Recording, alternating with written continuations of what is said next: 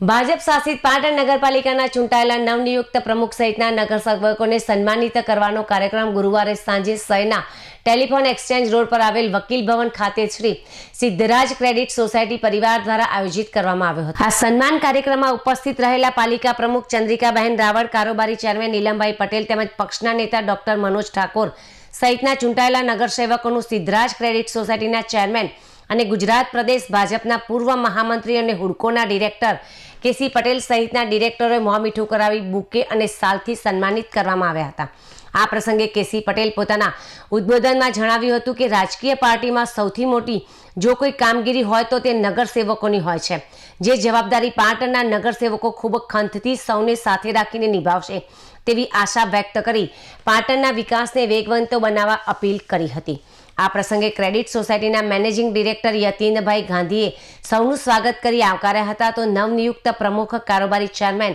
અને પક્ષના નેતાએ પણ પોતાના ઉદ્બોધનમાં સૌનો આભાર વ્યક્ત કરતા શહેરના વિકાસની જે જવાબદારી પ્રાપ્ત થઈ છે તેને ખૂબ ખંતથી કામ કરીશું તેવી હૈયાધારણા આપી હતી। કાર્યક્રમનું સફળ સંચાલન ક્રેડિટ સોસાયટીના ડિરેક્ટર કિશોરભાઈ મહેશ્વરી અને આભાર વિધિ ચંદ્રકાંતભાઈ પટેલે કરી સૌ સાથે